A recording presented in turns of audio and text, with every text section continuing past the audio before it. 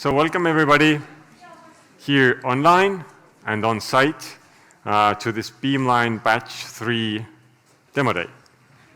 We call it the Beamline Dealflow Party because we don't like those typical demo days just as they are, but rather we have a surprise in the end. For those the strongest can join us as well as we have punch drinks that offers great cocktails just after the program ends. The lineup is 10 startups and then a small brief panel discussion with a few top cleantech VCs out there in the world. About technical things for the online audience as well, how the Q&A works is that you have a Slido code. So for the online audience, if you use Slido, then we will ask your questions also from the startups that you ask. In the end of the 10 presentations that we're going to have, there will be breakout rooms in Zoom so that you can tune in into some of your most favorite startups that caught your eye, and you can have a one-on-one session with them. That's going to happen after the presentations and after the panel discussion. It's going to last more or less 15 minutes, and for the audience on site, you will be fed and drunk by us during that time. So don't worry about that. Before every startup goes on stage, there are going to be QR codes on the screen as well for the online and offsite and on-site audience. You can scan them to get into the direct connection with the founders. The pitches or the presentations themselves, they're going to be 4-minute pitch, or let's say 3 to 4 minute pitch, plus 2-minute Q&A. For the audience here on site, we can see you, we can hear you here as well. You will be provided a microphone with what you can ask your questions, and the founders will answer those. I guess technically that is it.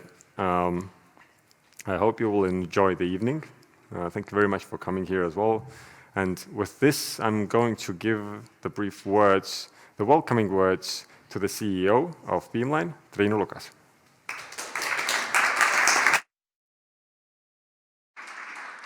I was supposed to stand here. Do you hear me? I was late for the microphone rehearsal, of course. So 10 years ago, I had this opportunity to be part of one of the coolest programs, pre-doctoral programs of sociology in Europe. And oh boy, did we want to destroy capitalism. Like we wanted to burn this house down. And when you look outside of these rooms, then there are plenty of reasons for saying, as did Martin Luther King, that if the system doesn't change, then you need to change the system. But then there's this diametrically opposed view to that as well. And I quote here, because it's a funny quote. I'm a capitalist. I believe in capitalism. But capitalism only works if you have these safety nets to deal with people who are naturally left behind and brutalized by it. Thomas Friedman, I believe also Karl Popper would say something like that. And that's why I really enjoy standing here, being around these cool startups, these 10 startups and all of the cleantech startups, because cleantech definitely is powered by capitalism, but it also is one of such safety nets. It's providing for the ones most vulnerable to the climate change in remote places, but probably in 20 years soon, it's providing for all of us. And that's the beauty of cleantech, and this is by definition that these startups, they don't make up problems, they solve them. And thank you for that. And also, thank you everybody in this room and online. We have done a great job as well supporting and investing in cleantech startups, because if you look at the numbers, and I have the latest numbers, but let them count a bit more because it's just was the end of 2021. Then in the overall venture capital, it was a really bad year. The deals went down 36%, but in cleantech, it was a nice 25% decline, if you can say that the decline is nice anyway, but we compare it to the 2021, which was the really, really peak year for cleantech in Europe. So thank you, everyone. Thank you for sticking to clean in tech, and enjoy the evening.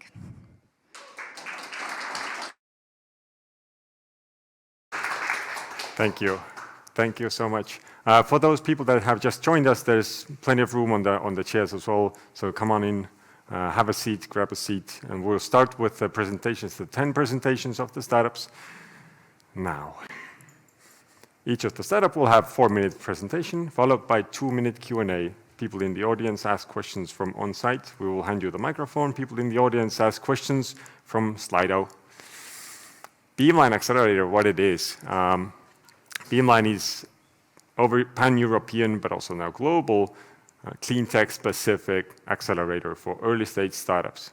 So we scout for the best startups that there are that would benefit from our support and our investment, and then we help them scale into the potential impact that they have promised in the coming years. So far, we have had 2 batches of startups of 14, and the batch 3 is adding another 10 of those marvelous founders. And with this, I'd like to introduce to the stage the first startup called Ari Care. But we also provided we will provide some trophies to those startups or some acknowledgement from our team that we want you to take home with us, from us. Ari Care is ambitious enough to revolutionize hygiene and cleaning products in the HoReCa market. They were also nominated as the Cleantech Startup of the Year of 2022 in Estonia. These 2 amazing founders will show you now what is it that they're going to do and how is it that they're going to do. So I welcome on the stage Ari Care.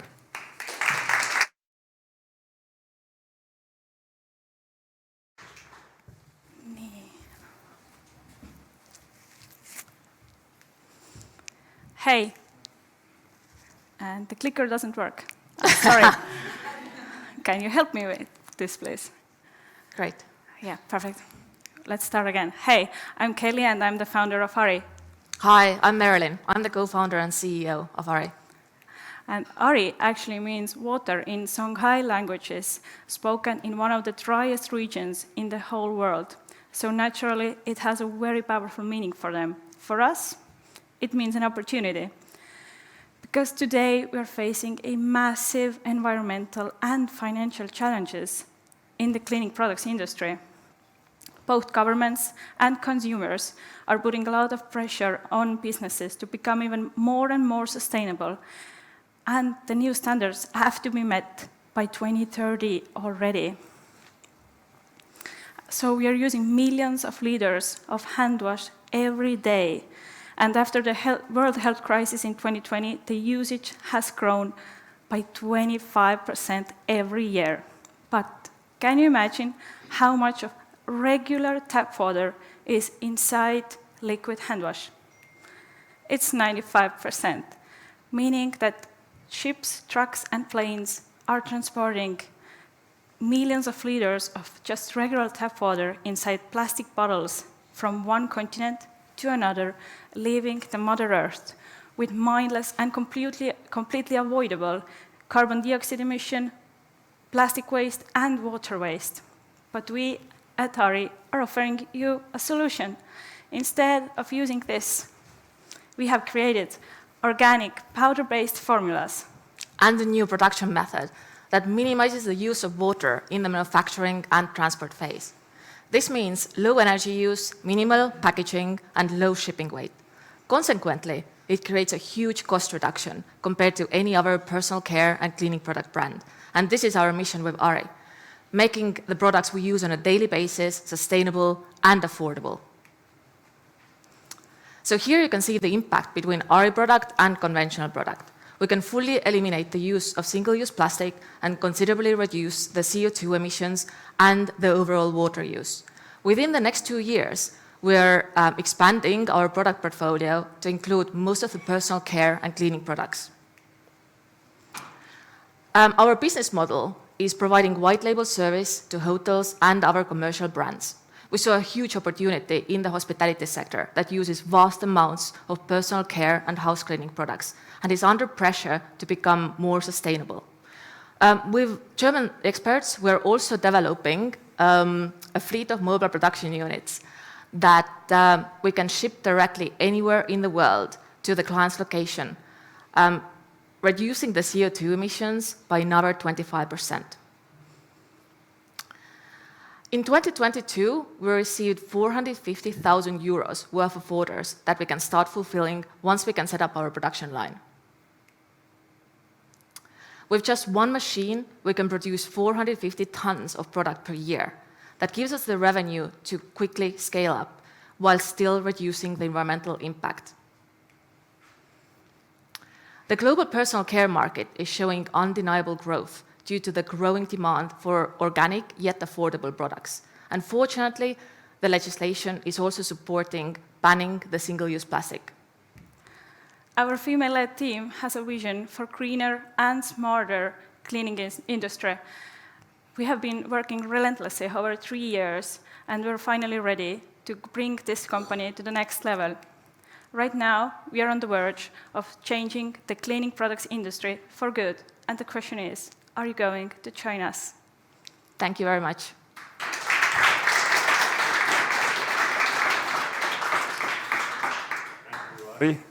Thank you, Ari. And do we have questions from the audience?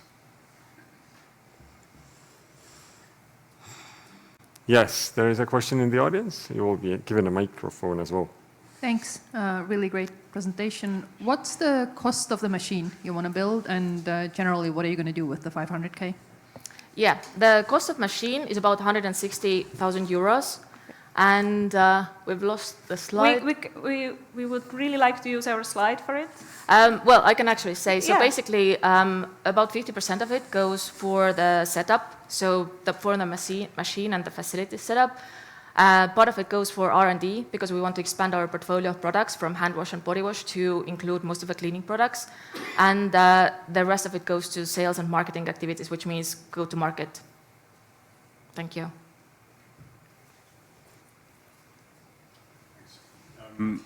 What were the biggest learnings from the sales you made last year? The biggest learning probably was that many hotels in the hospitality sector don't actually know how to become more sustainable. So there's still a lot of educational work to be done. And maybe also that hotels and the clients we hope to gain, they are not sure how to meet the standards they are given, that they have to be met by 2030, but they don't know the legislation. They're not at home in these rules. And even when we offer the solutions, they don't really actually know that they are having a problem yet. So maybe when the time goes closer and closer to 2030, they're already getting like more aware of this problem, yeah. There is one more question from the online audience. How do you plan to differentiate against competitors that are already more established? Actually, we have competitors like in retail services, but we don't have like... we don't have competitors yet in the hospitality sector, yes. Actually. There's a lot of B2C brands who do the similar thing, but they don't offer B2B yet. And our differentiation is really the manufacturing method, because we're going to the root. We're not just doing organic product. We actually went to the root and completely changed the manufacturing method. And as it is right now, we don't know anyone in the world who is actually making this kind of mobile production unit that we are creating at the moment. Yeah. Okay, thank you. And one more last one. Are you going to ship bottles first to the manufacturers to fill in products into the bottles? No, our idea is whole another. It's like we don't ship the product. Actually, we provide white label service as well, but it will be powder-based formulas and then empty bottles. But we are focusing more and more on the mobile production unit service. Yeah. Great. Got your answers, audience. Give them a warm hand of applause. Thank you. Okay.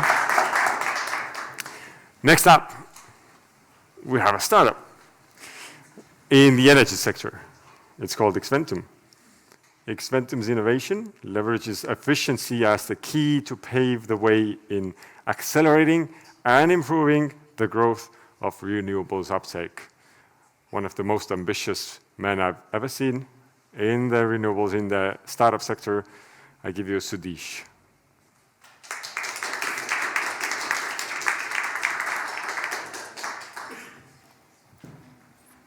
Good evening. Am I visible and audible? Yeah. Good evening, Estonia. Good evening, ladies and gentlemen. A pleasure to be here. I'm XVentum. Along with Jan Dabrowski, we started a year ago. We empower investors and stakeholders in energy transition to digitize and use the power of portfolio with our B2B SaaS investments portal. Kuule, kas seda taimerit saab panna ka 2 minuti taimer? Not working? Kas ma olen sees või? Does it click? Sorry. Sorry for that. Coming in a second. Yeah.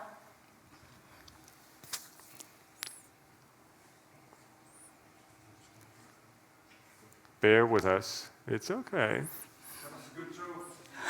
Yes, try again now. A moment.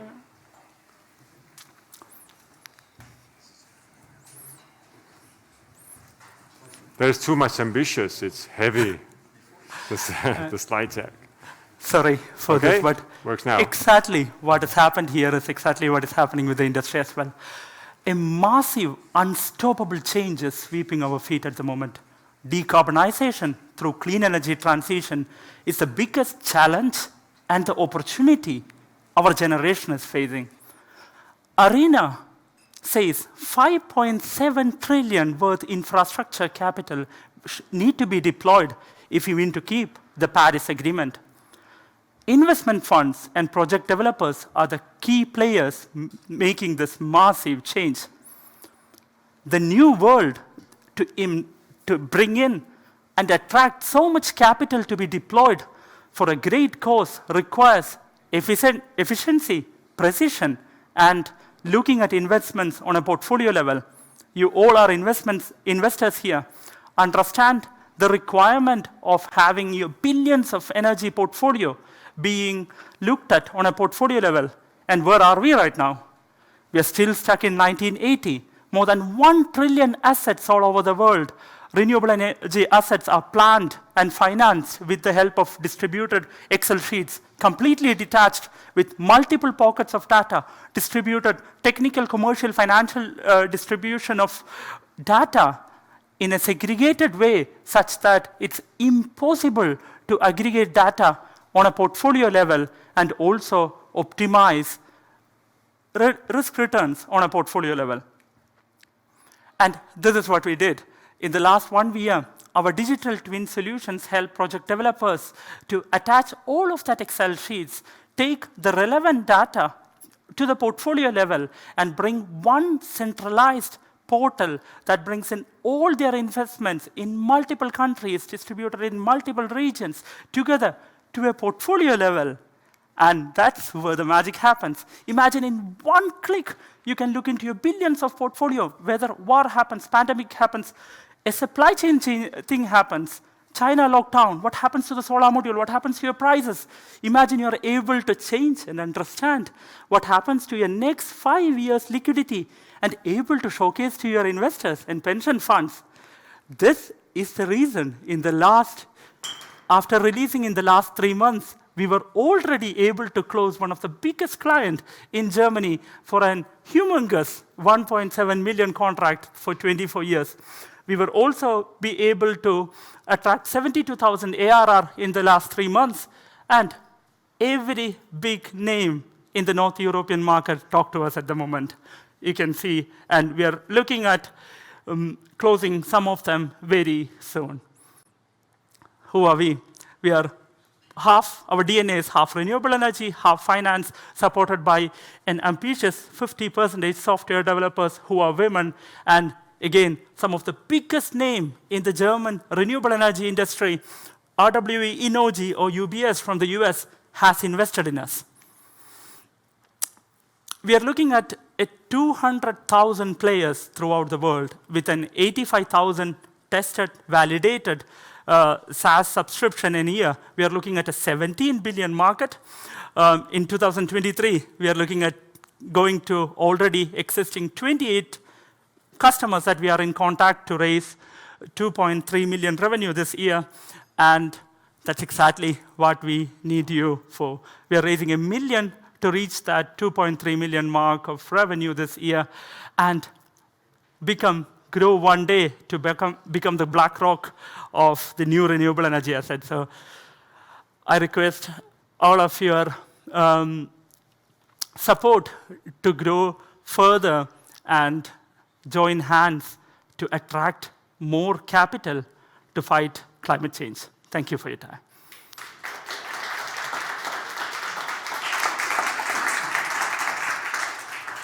Thank you, Sadish. We have questions from the audience. Yes, can we have a mic running? Hey again, guys. We met in the morning. So my question is very simple. You guys seem to be quite established, good advisor board, first clients. Why did you come to Beamline? To Beamline? Very, very interesting. I think Estonia, one of the forefront in digitization, was a very, very important point for us also to when we built such a secure investment portal. The knowledge that the country has been also in there. And being a cleantech accelerator supported by some of the energy industry also made us to also, it was also a rethinking process to go back and validate some of the learnings that we did. And one of the conversions that we see right now in the market has also, thanks to Beamline, who actually really helped us to structure our thoughts, not just to investors, but also into clients and to find out what's the real value that we are bringing. And I really recommend everyone to at some point step back one step and understand whether you're really bringing a value or not. And thanks to them, we were able to do that. Thank you. We have a question from the online audience as well. Can we tune in with the audio?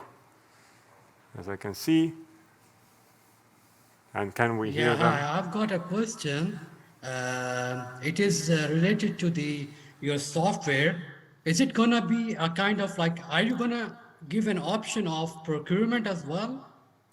Like people can procure their energy mix out of your SaaS platform? This is one question. And second one is, how are you going to interlink or integrate your software into the power plants or the energy mix the end user is going to work on? So these are my questions. Yep. Can we have a hand mic? Because Jan doesn't have the head mic. That's okay. That's okay. Here you go. Thanks. Maybe I start with the second question. I think this answers the first question. So we are focusing on the early stage. So means from really the greenfield until the final investment decision. We are not talking about, mostly not about the assets which are already built. Yep. And we see a lot of companies in the market which focus on the assets which are already built, but in this early stage and where it's needed, especially to speed up, otherwise, of course, on the other side can no acceleration happening, there is no solution available on the market. Thank you. Thank you very much. And all right, thank you. Thank you for the gift. Give a big hand of applause to the XVentum. Thank you so much for your time. Thank you. You have the clicker. Hands are full. Next up, the startup coming the furthest. Well, you're the closest to me. We have some good words for you as well. Bear with me. as the touch of the sun to Nordic people. Attilio makes everybody want to hold on to those moments with him. Investors and collaborators are and always will fight to get close to him and the team to Einsted.bio.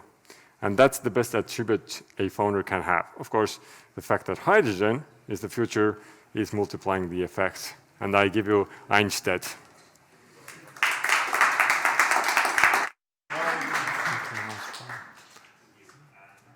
For those words, I wrote them, I read them before, and it's deeply touched. So, hi, how are you? I'm Attilio. I'm CEO and co-founder of Einsted. When I was a kid, I used to love reading comic books. I still do, actually. One of my favorite quotes from my favorite comic book is, "With great power comes great responsibility." That's from Spider-Man, by the way. But power is having a bit of a problem right now. 25% of energy generation, of emissions, are because of the energy generation around the world. They have to change their ways, and soon. But fear not, we come to the rescue. Enter the Hydroton, our solution for thermo-generated energy, where we split the methane molecule into hydrogen and carbon. How we do this? We use plasma and field emission technology. With this, we have selectivity on what kind of molecule we want to break. We can work at low temperatures with zero emission. And when I say low temperature, we mean it. Our patent prototype is working at room temperature, with temperatures are as low as 30 degrees. This puts us way below the competition in the area. Efficiency-wise, this means we are 25% more efficient in energy usage and 50% more efficient regarding materials and size. Money-wise, we are 88% more cheap than others. We plan to tackle at least 3 very promising markets: gas turbine suppliers, technology suppliers for energy generators, power plants, and carbon and graphite producers. In the long run, this means that we are going to be also have a very big impact regarding emissions in the sector. And besides me talking about superheroes, we have a really, really awesome team of engineers, scientists, international consultants, and of course, wonderful partners that trust in us and have already invested. We have an open round of 3.5 million euros that will allow us to take this to the next level and construct our industrial prototype. So if you feel that you want to join us in this hero journey, please talk to me afterwards. Thank you so much.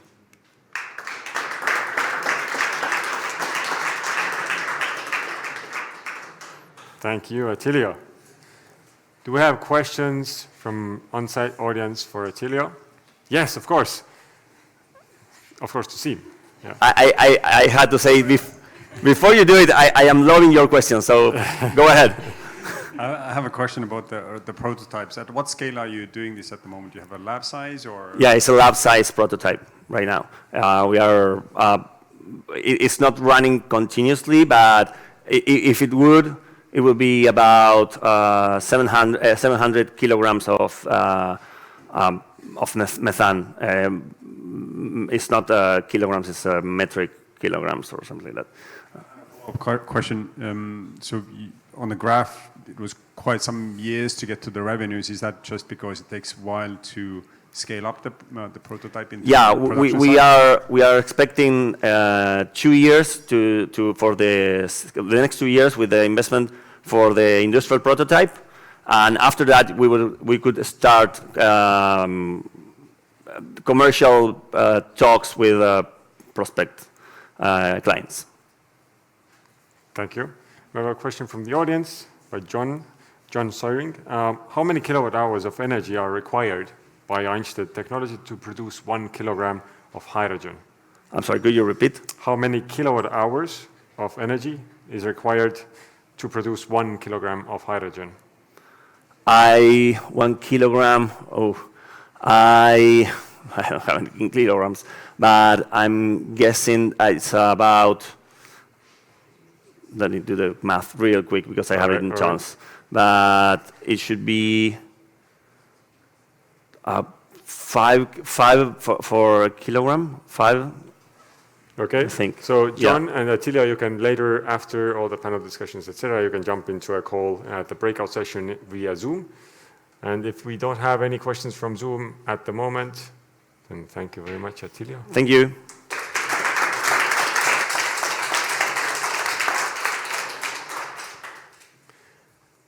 Next up, the closest, not the closest, but outside Estonia, the closest team in our batch is Inion Software.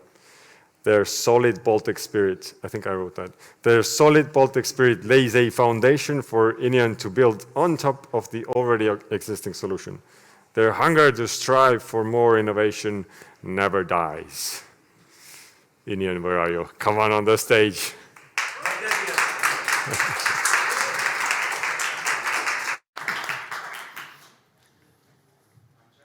Do you hear me?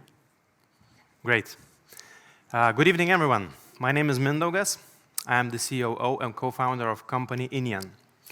We are developers of the green energy management platform. Inion is working and operating in renewables business, renewables market. So we all know that electricity prices are rising and the solar market is booming. The batteries are being installed and integrated in residential and also industrial sectors. So we as a company see a big potential for our business here. In this specific market, we see a few challenges. First of all, there is a very big variety of different brands and different equipment that should be connected, and it's hard to connect to one system and make it work. Secondly, the end users lose up to 50% of solar energy that is generated and not consumed, just pushed to the grid or just lost. And last but not least, the batteries are being not controlled smart today. In Inion, we have a solution for this. It's obviously our platform that solves these issues. So it gives you the detailed monitoring and control with the artificial intelligence analytics. It lets you connect various brands of various different equipment, such as inverters, power meters, sensors, you name it. And last but not least, with the smart battery control, we help to save up to 30% of the energy. How we're doing? With the existing solutions, we have finished last year with 420,000 euros in revenue, which is around 3 times more than the past year. And we are not stopping here. This year we are going to reach 1 million euros in revenue. And I believe the momentum will keep to grow at least 2 and 3 times a year. What lets us give such a numbers, it's the existing customers, the pre-orders that we already have, and the market needs that we see. Inion is targeting European market, Spain, German-speaking countries, UK, Nordics, and our targeted customers are inverter manufacturers, battery suppliers, smart battery suppliers, operation and maintenance companies, and others. Our main focus for this year in terms of development is the energy management system for battery control. And for the next year, we see a big boost for green infra. And green infra is our vision. The platform which would connect green energy users green energy producers with the green energy consumers in real time. It should balance the energy consumption and the energy production. Behind the success of the team, behind the success of the company, there is a team of 14 professionals, 4 of them PhDs, and we have 3 company founders, Šarūnas, Robantas, and myself, with at least 15 years of experience in sales, software hardware development, and company and people management. Till today, we have investment of 550 euros from venture capital and business angels, and we have 2 European grants that help us, that is covering our significant part of our costs. Today, we're looking for 800,000 euros of investment. It would help us to develop battery control solution to commercial level, to expand to new countries, to find new partners and onboard new customers, and grow at least 2 and 3 times for the next years. So today, I invite you to control the battery smart and to have the most of the energy. Thank you.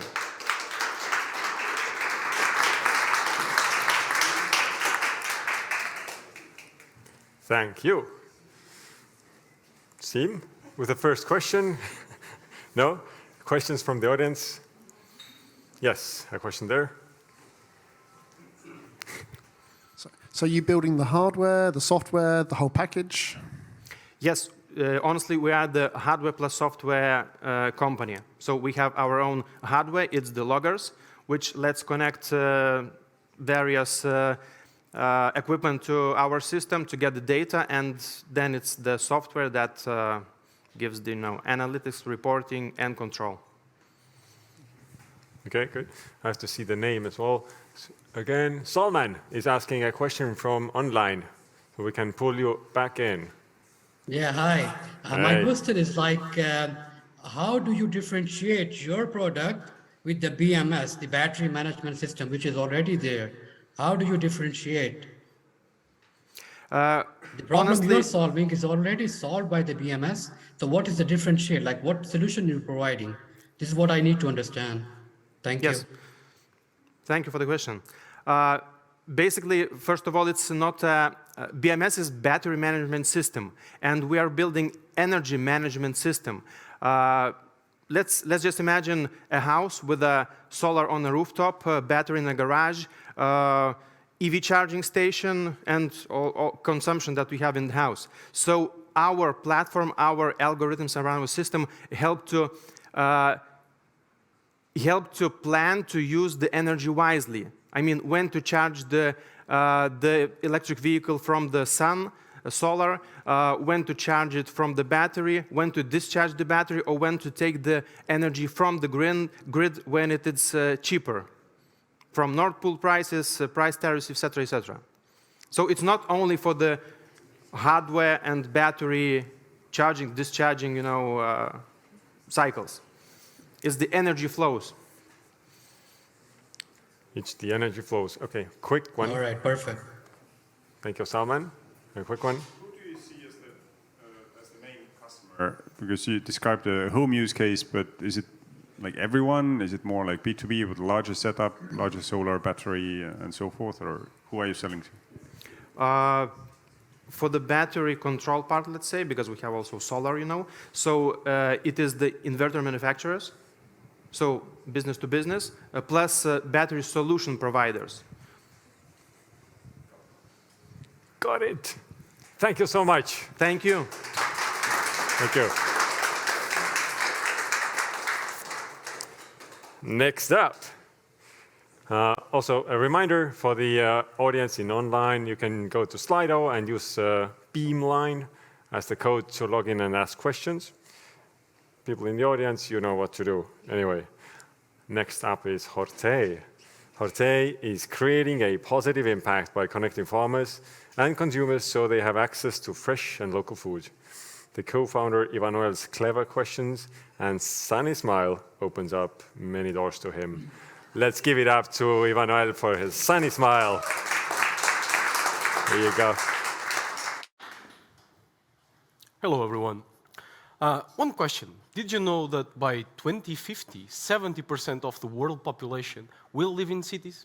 Well, truth is that the food systems already are shaken up by the recent world events, and this will just bring more of the current problems to the table. Problems like, well, it works. Problems like the low profit margins and delayed payments for producers, but also the limited access to sustainably, locally sourced food for consumers. Well, my name is Emanuel, and Hortee, we have a solution for this. Hortee is the marketplace for the creation and digitalization of fresh food markets, where we place together producers, consumers, and the local authorities around them into one single platform. Such platform that provides municipalities and cities with a tool for creating and managing their food markets and the environmental and economical impact, and producers with a marketplace tool for them to place their business online, enriched with the data they need to increase their sales, while giving consumers the ability to buy their fresh food online, locally sourced, and pick it up later at the location of their source. Well, I know that this is not the first time you've seen such a tool, like an online marketplace for food, but we do things a bit differently. And basically, we combine production and consumption data per region at any time, real time. And not only that, but we also combine the producers and consumers quite literally in pop-up markets distributed around the city. Not only that, we are quite a versatile tool for any market to be applied. But because municipalities have and are eager to tackle this urban growth population, and they are the ones responsible for most of the market spaces, we help them basically through a setup fee and an annual subscription, and by taking a success fee out of each successful order. We are a team that combines technology, business, and food expertise with a network of pan-European partners that help us in bringing our dream into fruition. Not only that, but we are also currently operating in Oporto, in Portugal, by bringing the food around the city, inside the city. And our new logic of making markets local but digital, sustainable and proximal, makes us gets us new revenue, awards, and recognition. And not only that, we help everyone. And by each consumer, annually, we can save more than 6 tons of CO2 by diminishing the emissions on transportation, the emissions on the production, and also the less refrigeration needed for this. We have bootstrapped and accelerated our way here, and we are looking to go into new cities, new markets, and impact more people by raising a pre-seed fund in February. And we are inviting you to join us in the change of the food systems. And let me just take the time to remember you that we are what we eat every day, all day long. Thank you.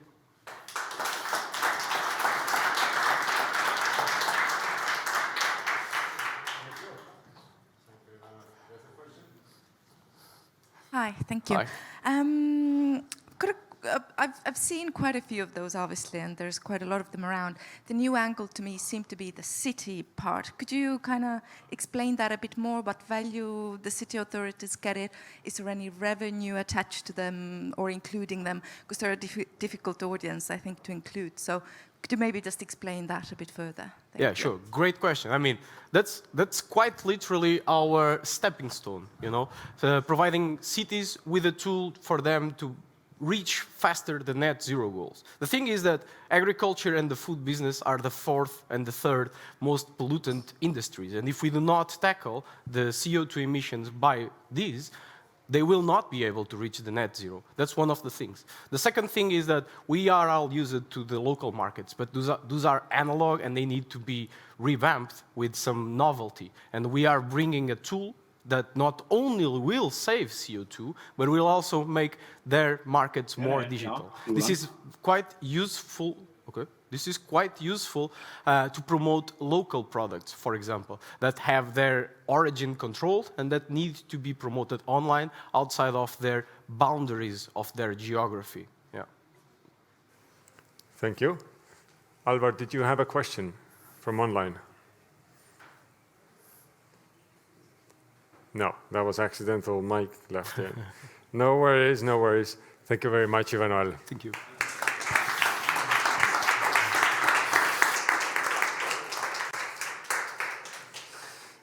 So, next up, we're halfway through.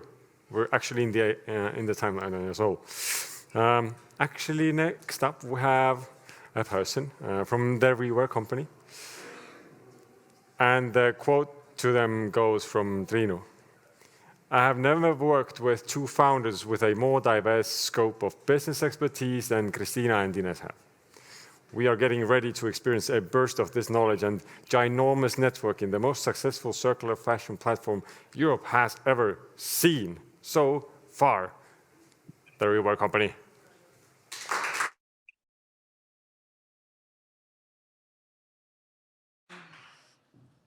Hello, you hear me? Working? Okay. Hi, my name is Christina, and I'm the co-founder of the Rewear Company. And it's not working. Yeah, okay. So how did it happen that our desire to look nice and wear constantly new and trendy clothes produces more carbon emissions than shipping and aviation combined? Clothing industry is sadly now one of the most wasteful and polluting industries. This one here is the shoreline of Ghana, just one of the few examples where our discarded clothes could end up. This is the result of the evolution of fast fashion, but I would like you to introduce to the kids wear. Sorry.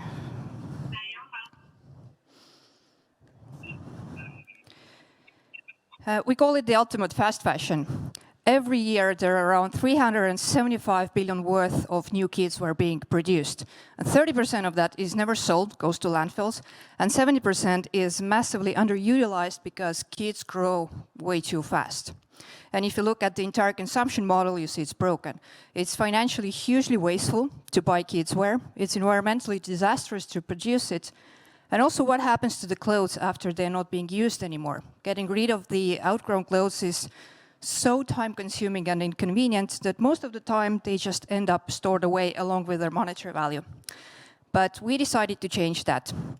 We created a rental marketplace for parents, brands, and retailers, and let me show you how it works. This is Helen, she's our supplier. When her kids outgrows the clothes, she ships everything to us. We take it over from there. We take care of all the rest, including the listings, pricings, shipping, returns, etc. And we split the rental income evenly with her. So this allows her to earn passive income, save a lot of valuable time and space at home. And this is Mary. She's our customer. She selects the clothes she needs or likes. She pays for them on a monthly basis. It's a subscription model. And once the child has outgrown, she simply swaps for the next size or style anytime. So this saves her some money, environment, and space. And this kind of solution helps parents to save up to 60% on their kids' wear and reduce the carbon footprint of clothes by up to 80%. We soft launched our platform in Estonia in summer, and in less than 6 months, we have built an early customer base. We have first paying customers, and we have substantially grown our community of lenders. And we have also signed first major brands and retailers who are very keen to start piloting the rental model together with us. And in addition to clothes, we also want to bring all parenting goods under one roof, but because this is what the parents are asking us. The total children's products market, it's a 600 billion industry. We are after Europe, which is a 150 billion market, and our next target market is UK. There are a lot of great rental services already on the market. However, they're very scattered in terms of their product offering or categories. And they either produce new or buy new goods to rent them out. What sets us fundamentally apart is that we very strongly emphasize already the existing products that are in our environment. We are two young mothers and entrepreneurs. We have 30 years of combined business experience together, mainly in parenting goods and sustainable fashion, and also in venture capital and investment banking. And we are now raising 600,000 euros to build the team, build supply, B2B platform, and get ready to scale. And on that note, I invite you to join us and witness how the most successful circular platform Europe has seen is being built. Thank you.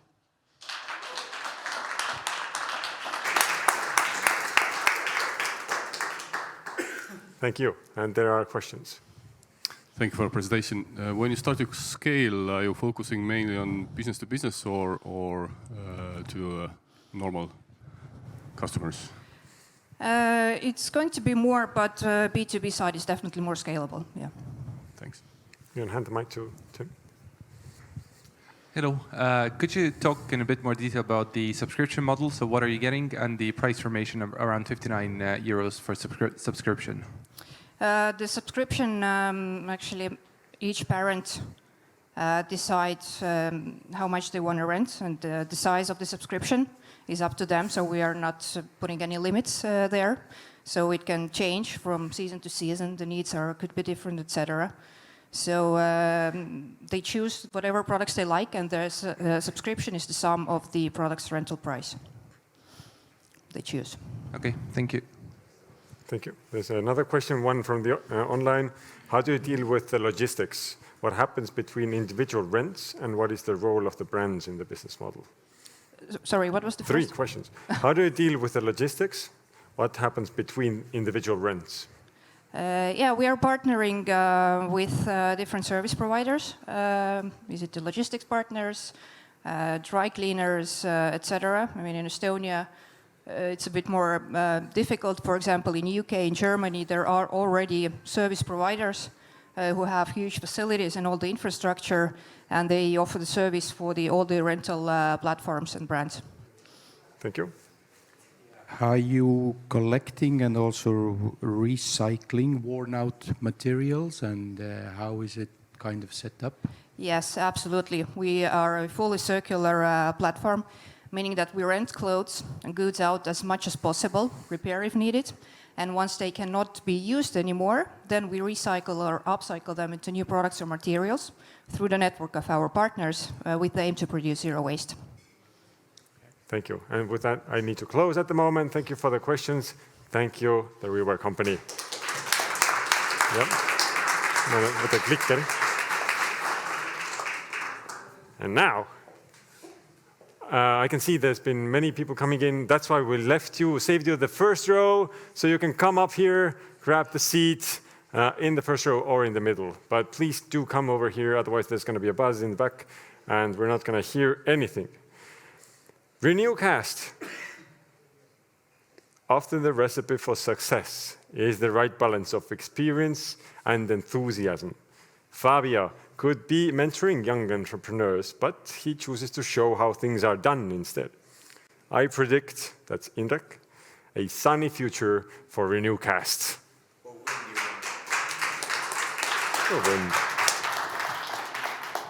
A sunny and a windy one. So, ladies and gentlemen, good evening. Fabio Nicolò, CEO, founder of Renewcast. We are basically providing a wind power generation forecasting services that is going to get cut down to 80%, the 25 billion cost in terms of unbalancing cost at global level. But now let's understand what is the problem. The problem is simple. Energy needs balance. And every moment, everywhere, now and in the future. And the problem is that wind is unpredictable. Turbine generator behavior is erratic. And this is why forecasting is of paramount importance. Unfortunately, the situation today is not that. We have, at the global level, an error on a day ahead between 12 and 18%. Errors create imbalance. Imbalance need to be managed by very complex market mechanisms which create a cost. A cost will be in 2030. That's my point. Cost will be 2030 anyway, 25 billion euro.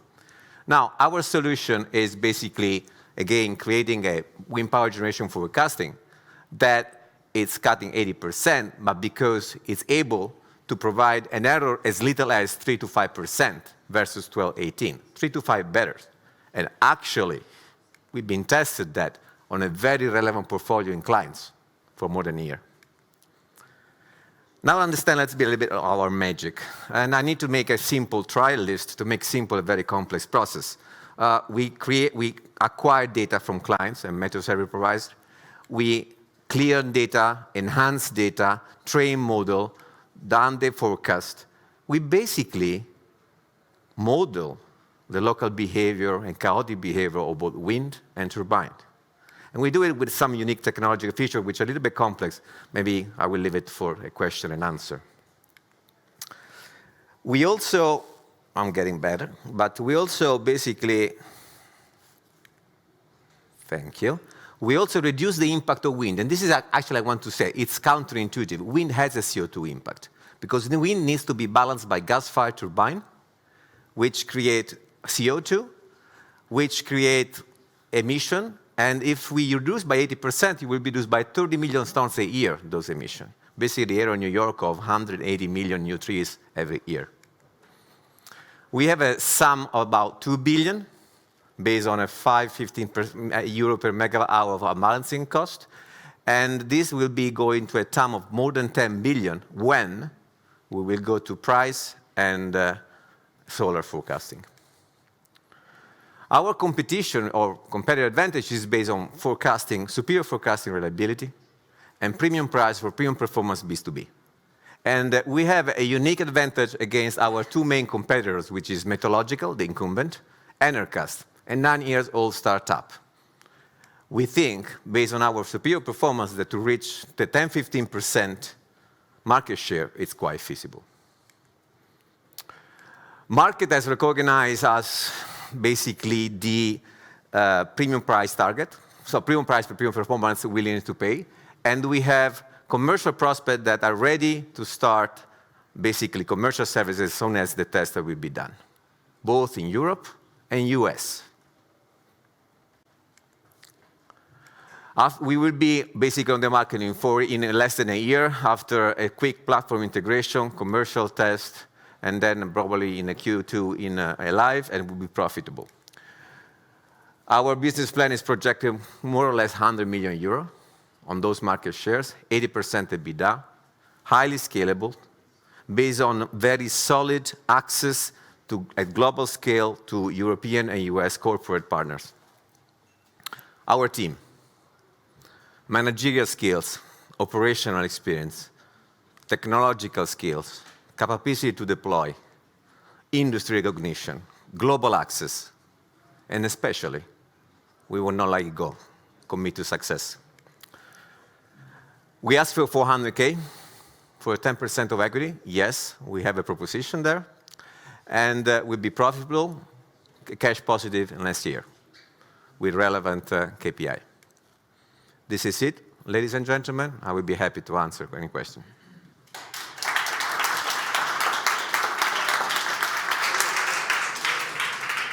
Thank you, Fabio. Do we have questions from on site? I cannot see the hands in the back as well. Let me check online. You can think. Yes, we have a question, of course. Hey, Fabio, good to see you again. Yeah, a question I didn't get to ask you in the morning. When you talk to potential customers, what are they concerned about with your product? What, my concern or their concern? Their concern. Well, first of all, they don't believe our target. And that's that is going to concern. I mean, everybody we talk about corporate clients, even people that I've met and I know for years, they say, Fabio, we trust you. Are you going to take that? Are you going to hit that car? Because we don't believe it. And the reason our answer is, prove us. Our value proposition is basically a free trial, a free or very little retainer fee trial, commercial trial, 1 month. If our performance are that, they enter into a commercial trial. And if they are willing to put the commit to a premium price for premium performance, we go into and fully invest in the trial. And this is the logic that we are proposing to the clients that you saw in the slides. This is the main concern there. There are other concerns about technical integration, etc., but I would say that that's second level. Our rockstar from the online. Can we get the Zoom question answer? Yeah, it's an interesting solution. I really like the solution you're providing. My question is basically, how much are you going to charge and who's going to pay? Like the energy producer or the distributor? Who's going to pay you? Very, very good question. I will start with the second. Basically, any energy operator that is responsible or feeling the pain of the unbalancing, meaning any operator that is dispatching energy, wind energy, to the network, it's interesting in our service. These people are from utilities to utilities and traders, off-takers, so both, let's say, people that are, again, dispatching energy because they have own plants or because they manage a portfolio of wind plants of their clients. Those are more like the traders. There is a second level, more institutional players that are transmission service operators, so the people that manages the network. But our first tier, it's corporation like ERG, Edison, ADP, Iberdrola. I mean, these are people have portfolio between the gigawatt, which, by the way, to us, and I'm going to the second question, is more or less 300 to 500,000 euro a year, to the tens of gigawatt. Why they are willing to pay and what they are paying today.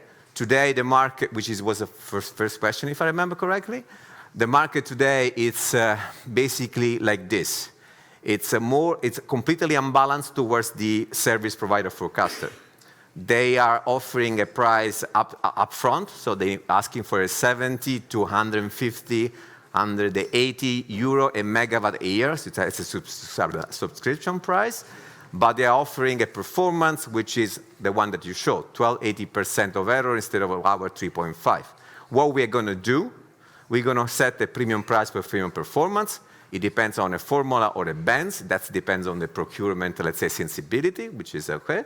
But for example, one of our main client that is already pre-negotiated a contract, instead of is paying 100 and is willing to pay 550 because 10% of the incremental benefit for him, it's much more. I mean, instead of paying 12 million, they are going to pay 2 million of unbalancing cost.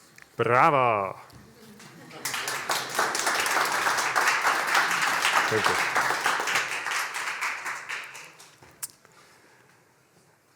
Next up, we have 3 more startups, so bear with us. There was, to Fabio, another question from Veiko, so you can handle that one-on-one as well. If you want to go into a more depth in discussion, please do walk outside of this room so we can concentrate on the audience, on the presenters. Next up is Spacecrop. Water is one of our most precious resources, so every drop counts. By helping farmers use water more efficiently, Spacecrop lowers costs and saves water. Win-win. Please welcome Mary from Spacecrop.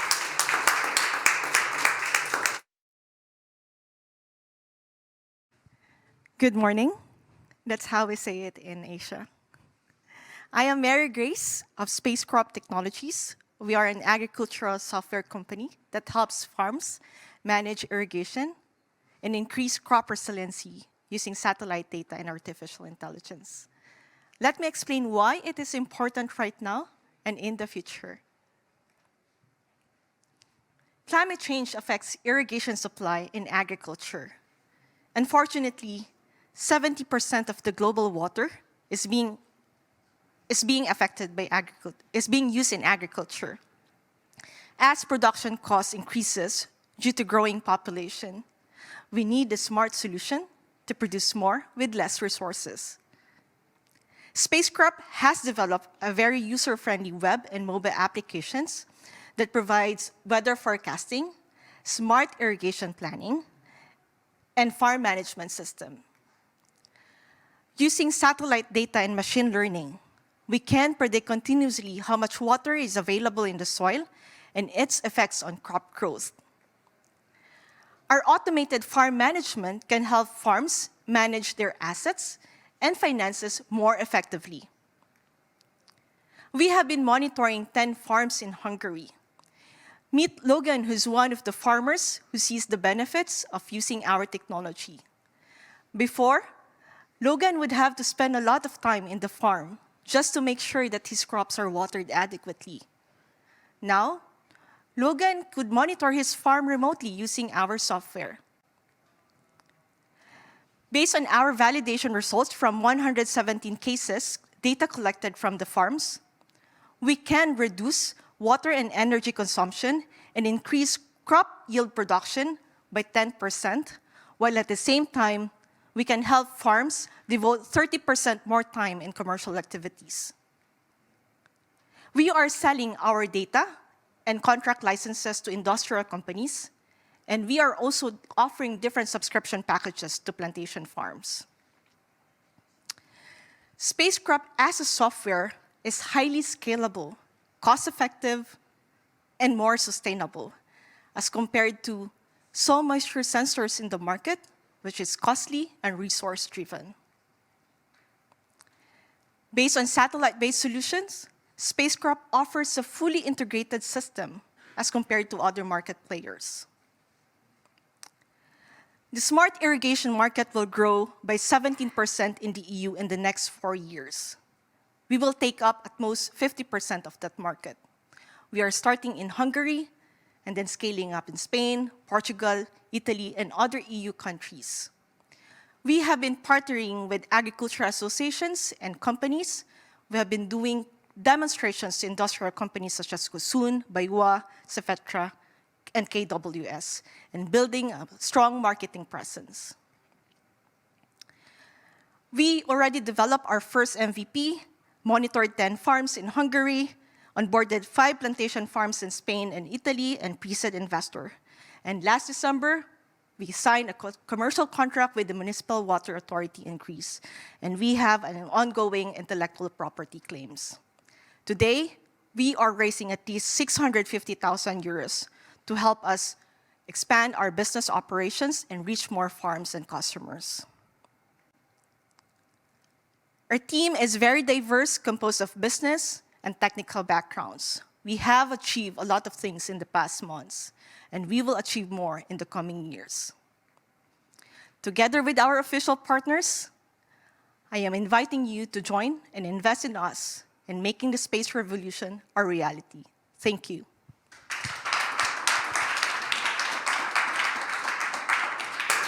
Thank you. Questions from the audience? Yes, there's a question. Great pitch, thanks. What is your price point for the farmers, and how does it compare to the savings they can make in a year on water, fertilizer, whatever is they're saving? Thank you. We have our cost of service delivery in a year is actually 880 euros for farmers. That's the basic. And based on our validation results, we can reduce their water and energy consumption up to 10%. And that also compensates for an increase by 10% of increase in their production after 2 harvest seasons. Thank you. Thank you. More questions from the audience on site or online? There's a question. For online audience, a reminder, you can use also slide. Hi, is there other competitor in the space developing something similar? Yes. What we are offering is very fully integrated. In 2021, we have conducted surveys with over 100 farmers in Hungary, Spain, Portugal, and Italy. And that's how we were able to came up with providing them weather forecasting, smart irrigation planning, and farm management system, because these are their 3 top concerns at the moment. Now, in the roadmap, we would like to expand our services by measuring other parameters in the farm, such as crop disease detection, measuring the nitrogen inputs, and among other things, so we can be more holistic when it comes to providing action points to our farmers and also providing more insightful data to industrial companies. But just to understand, how far along are the competitors and you? I'm sorry? What's the difference between the functionality, if there's a competitor, or... Yeah. In terms of functionality in our software, we have developed a very user-friendly, which means we already skipped the part of just providing the data insights, but immediately informing the farmers that, hey, this is the best time that you have to irrigate in a day or in a week, and this is the amount of water needed by your crop. So what we are doing is crop-based modeling. We're testing different types of crops based on our current models. Thank you. Thank you, Mary. Spacecrop.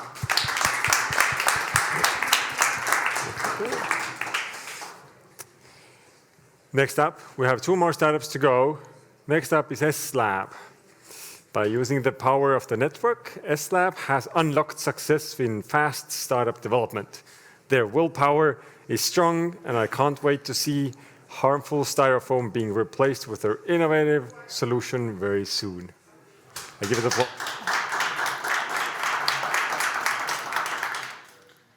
Hi, everyone. I don't see my presentation.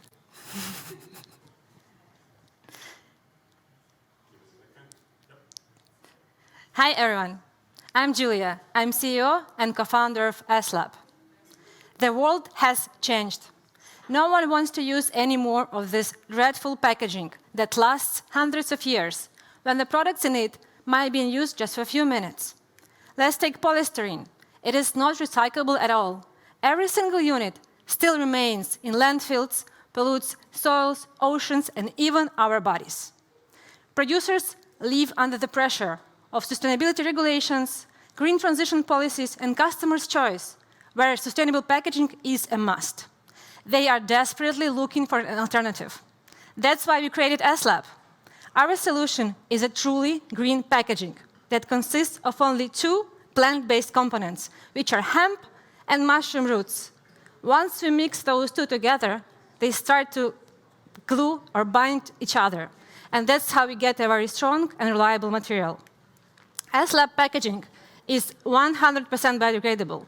After the usage, it can be thrown with the rest of the garbage, and it will fully decompose in just 30 days.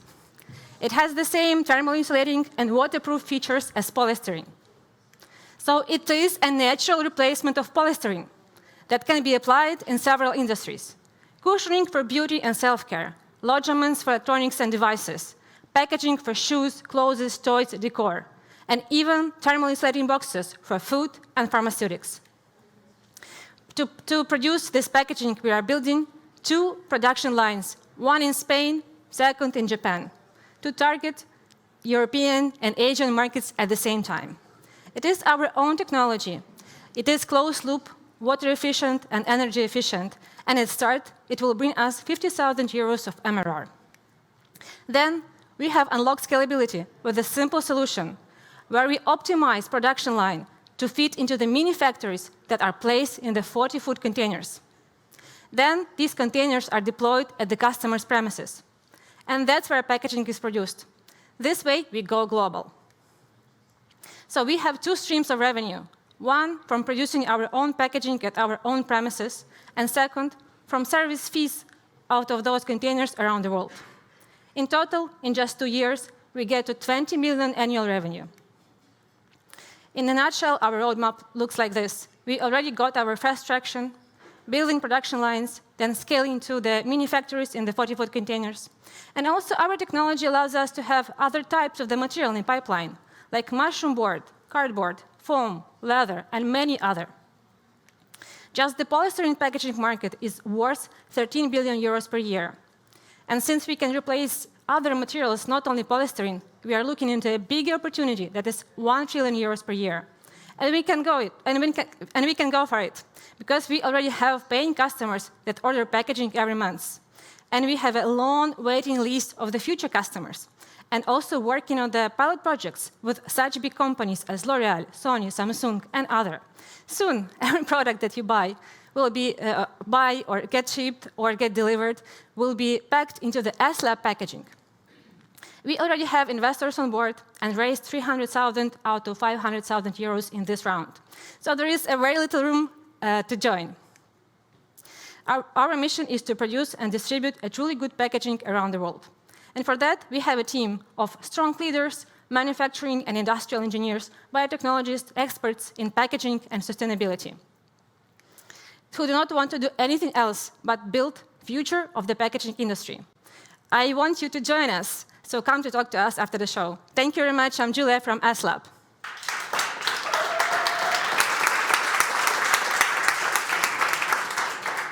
Thank you, Julia.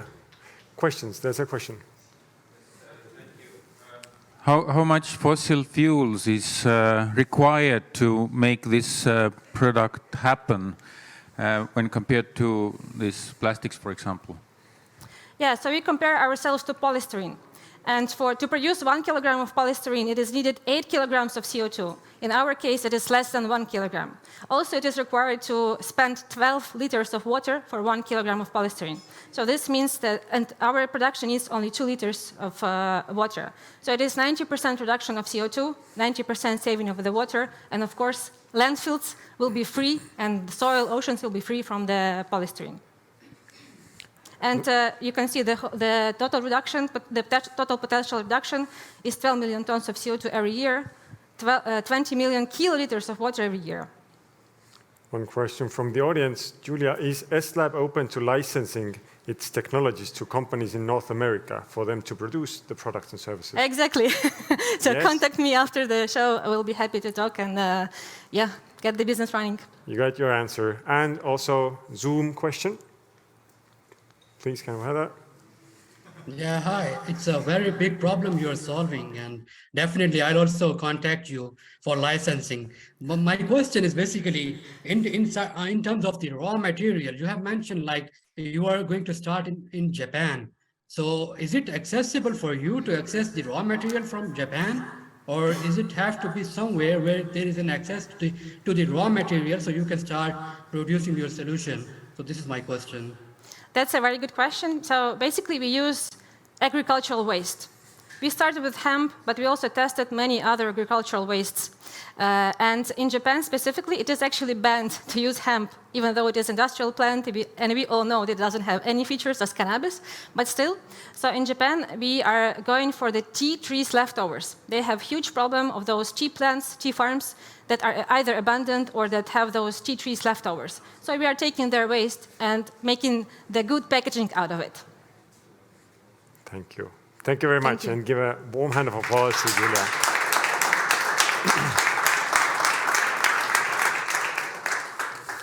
And, ladies and gentlemen, last but not least, we have the good goal. You can't improve what you can't measure. The good goal takes care of measuring your impact, so there are no more excuses.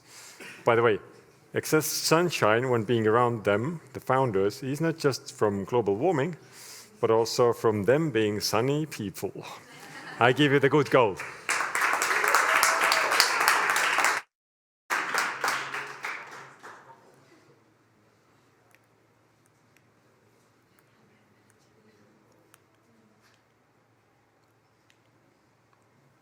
Well, I hope you kept some energy for the last pitch of the day.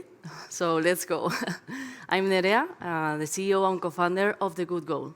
The Good Goal was created by 3 women with the purpose of making the world a fairer and more sustainable place by boosting the involvement of people and companies. In this sense, organizations are facing a worldwide commitment to the 2030 agenda and the carbon neutral goal for 2050.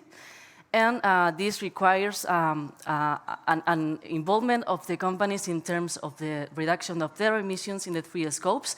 And they need also a cultural transformation to achieve it. And this cultural transformation is the hardest part, due to some barriers, which are the lack of information on how to take action, the difficulty of involving the employees and align them to the company's objectives, and finally, the lack of metrics and data.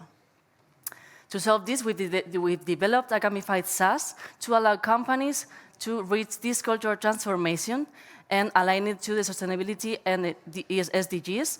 So we involve employees as change makers and to reach these goals in the ESG strategies. On one hand, we offer an app for employees with gamified challenges, competition for habits acquisition, and the calculation of CO2, water, and weight savings. On the other hand, we collect all the data from this employee's activity into a real-time dashboard and measure and report metrics about the impact and business intelligence data. Regarding our B2B model, we are targeting different client segments as companies, institutions, schools, and universities. And our ticket range goes between 1,000 to 40,000 euros, depending on the company size and the period of the contract. There are some competitors in the market, but none of them are consolidated yet. But what makes us different is, first of all, the expertise of our team, the exceptional user experience of our tool, the people-centered approach for companies, the scientific base of our measurements of the impact, and most important, the community that we are building and endorses us from our B2C model, where we already have more than 80,000 downloads and users in Spain and Latin America. But we are focusing on B2B with our gamified SaaS, where we already had one client, more than 20 open processes in a negotiation phase, and we are implementing 5 pilots with different companies in the following months and starting next week. We come this far, almost 2 years investing our own resources. So in 2022, we decided to launch our first funding round, which is already closed, and in order to raise 230,000 euros that we are combining with an ENISA, which is a Spanish loan government. And this first funding allowed us to incorporate key profiles into the team regarding technology, business development, and marketing. So now we are currently a team of 6 full-time people. For 2023, we are launching a seed round. We are making a turnover of 180,000 euros with 33 clients. Also, we are upgrading our SaaS, our tool, in terms of automatization, and also to double the team. Speaking of team, I want to introduce you our main strength, which is a multidisciplinary, diverse, and highly committed team with a lot of expertise in digital product, technology, sales, marketing, and sustainability. Now, I would like to end this presentation by asking you this question, which is the motto of the good goal that we share with our community. Will you take action or will you conform? Thank you very much.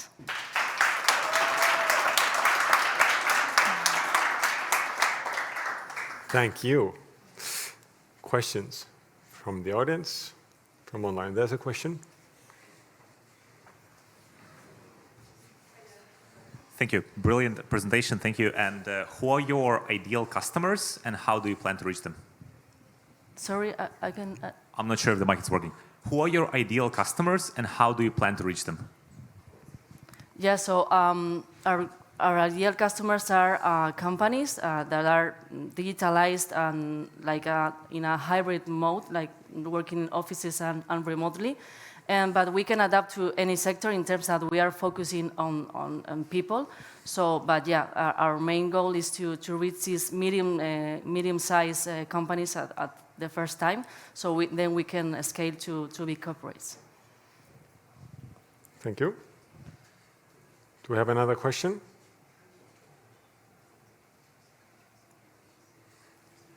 Yes, there is. Hi.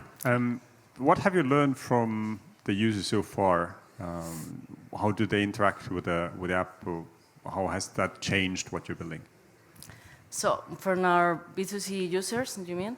Yeah, so we We launched in June 2021, so since then we have grown like organically really fast, and with these 80,000 downloads, that we are working like right now in analyzing the real engagement of these users in terms of how active they are. So yeah, we are working on making this data like real with a data analyst. We are working with him. Thank you. And give another warm hand of applause to the Good Goal. Thank you.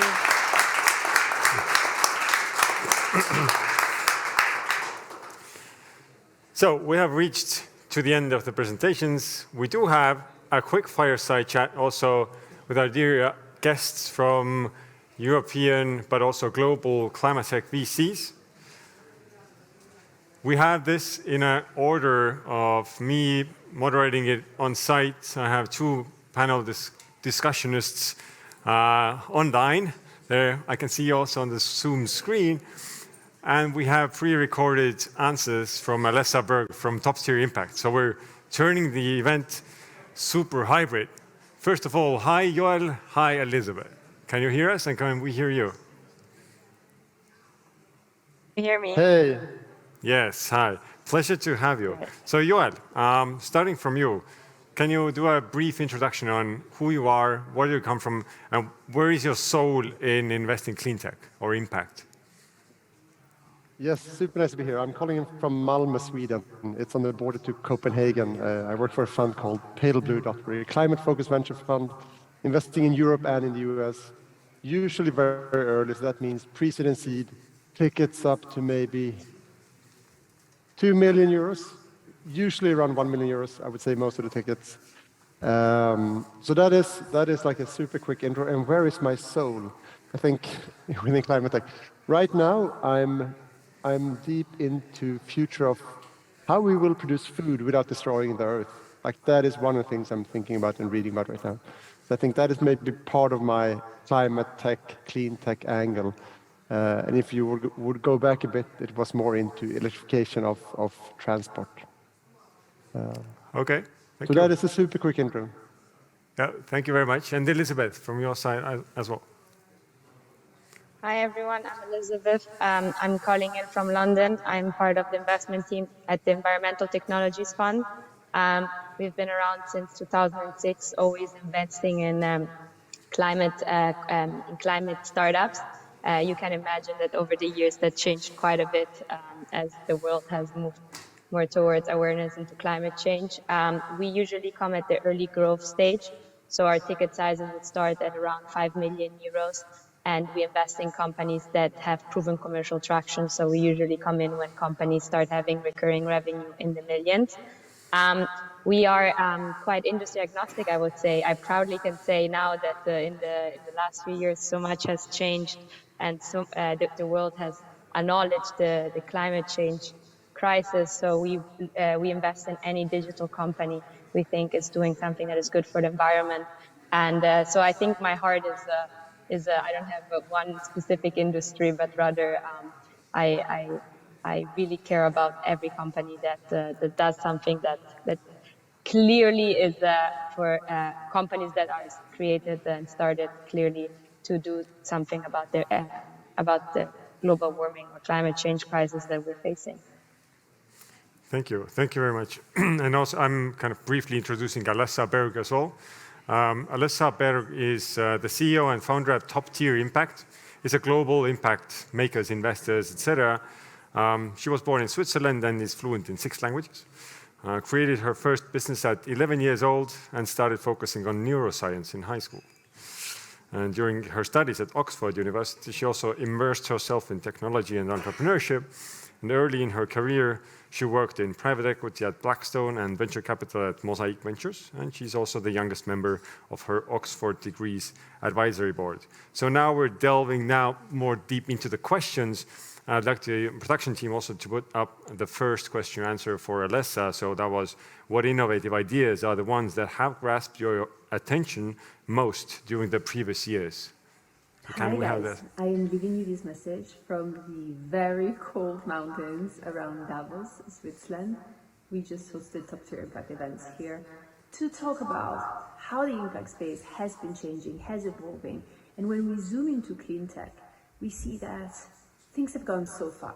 Even just considering where hydrogen is at, fusion is at, we have several companies and larger companies as well, small, big, medium-sized, understanding this, understanding that at this point in time, it's no longer wishful thinking. And the same goes for several verticals within deep tech.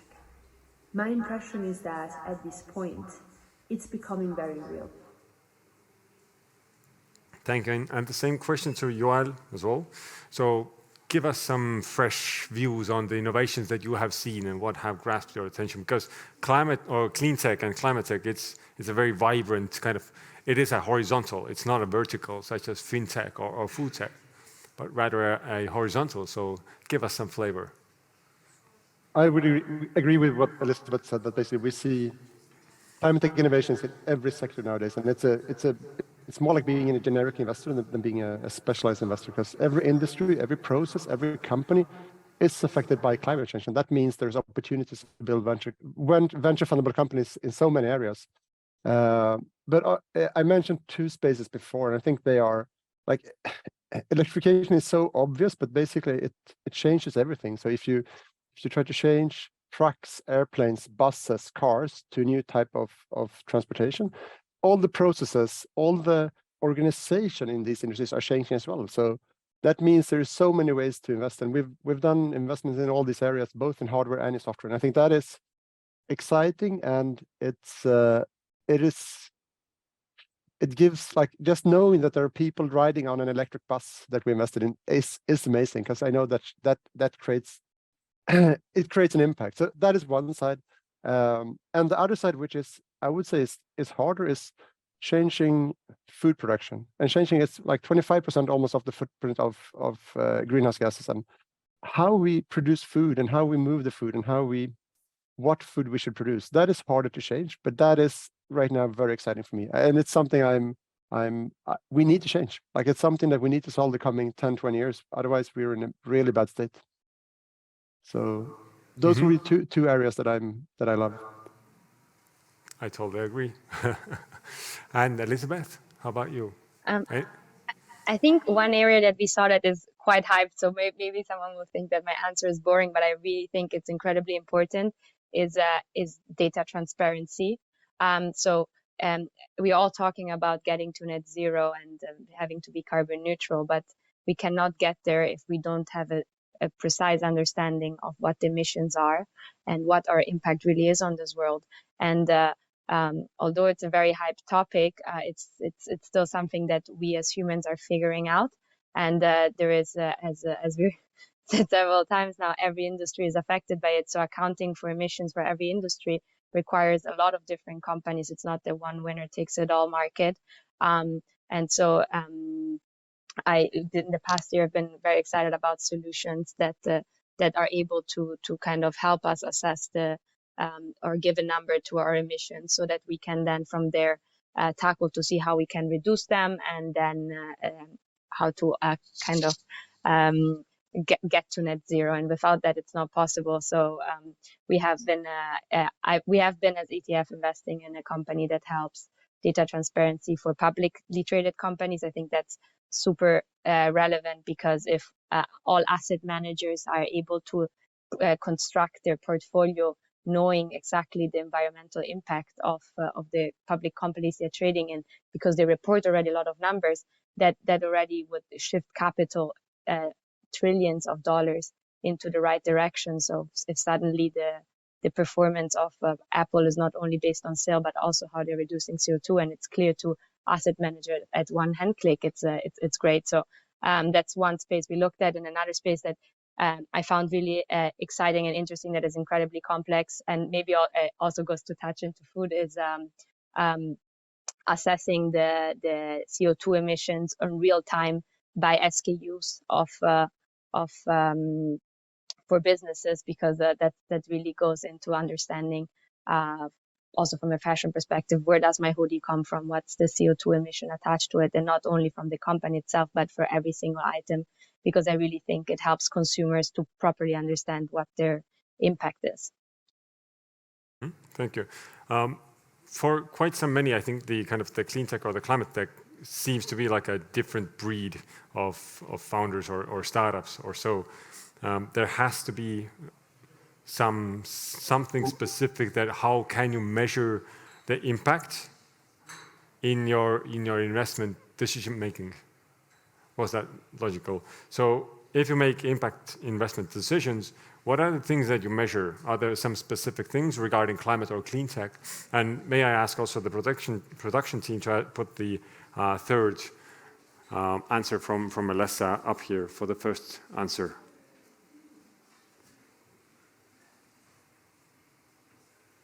When it comes to making due diligence, there are so many different factors coming into play.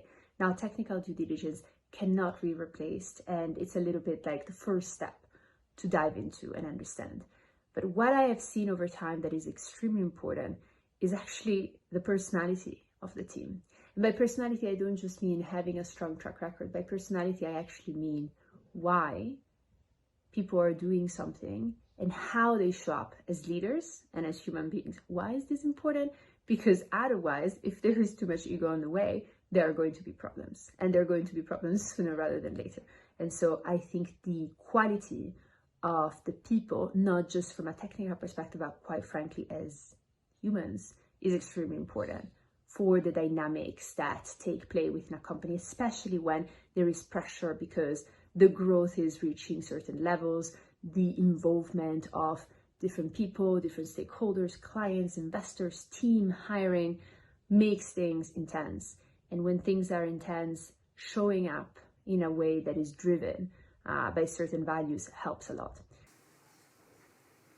So I would say I would divide that into two things. So one is how do we make investments as a fund, and that is we're so early. It's pre-seed seed, so that means a lot of the time goes into looking at the space and the team. Those are the strongest signals to look at, like how the space is going to change and what the opportunities will emerge here, combined with the team and so I think that is on the investment side where I index quite highly, and in terms of team, it is like clarity of thought, speed, unique insights, and how the team is built. But on the climate side, we are less. First of all, we are not carbon driven as a lot of climate clean tech funds. So that means we have a little bit wider stance in what we believe is climate. So we use planetary boundaries as one framework to see that you can have an impact in biodiversity or freshwater use or ocean acidification, for example. So that we'll look at more angles than climate, and it's less quantitative and more qualitative. We have a head of research, Lindsay, who is she's a PhD in climate geography, who helps us do a deep dive in each of these topics, and then it's a discussion between us within the investment team, but also with the founders, thinking about the possible impact this could have. But it's a venture investment first with the climate impact. Does that make sense? Thank you, Elisabeth.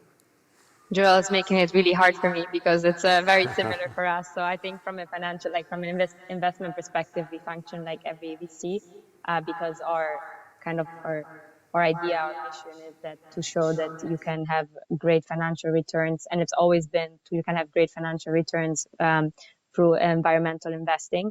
And we're not bound to carbon. We have a more holistic view to it because we think, as a pale blue dot, that there is a lot of different areas in which our investment is relevant, and it doesn't have to be carbon titled, though carbon is a big part of it and very important, of course.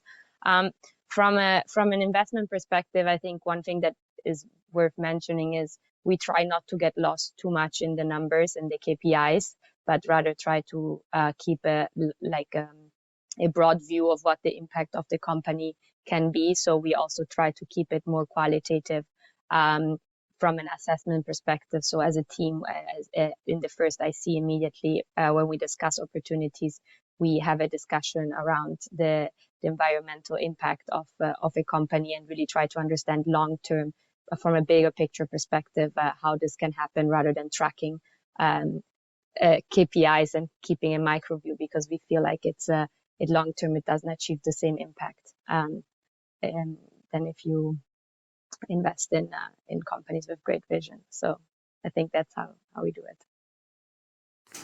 Thank you very much. Now the last words to wrap it up as well. Do you have any crazy predictions? What kind of innovative, futuristic ideas or startups or sectors are we going to be looking at in a year from now that might not be that apparent today? Yes, Joel, you can go first. Super hard question, but also a good question. We have done one investment in a biodiversity company, monitoring biodiversity and trying to figure out how to measure and understand biodiversity. I think that is an underinvested sector in general. And if you look at how much money has gone into carbon-related investments and carbon markets, I think biodiversity is a huge space. So that would be one, but it's starting to get a bit more popular. So maybe that is maybe not a good prediction.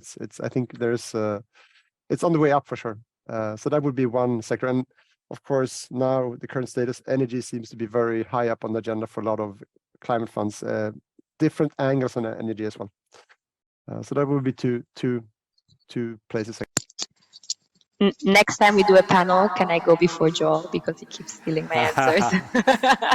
But yeah, I think we also looked in the biodiversity deal last year that we found really interesting. We ended up not doing, but I wanted to say my suggestion was energy, although it's not a really new topic. I think with the energy crisis and understanding around climate change, there has been, I've seen in the last few years, quite a shift and quite an acceleration in the space.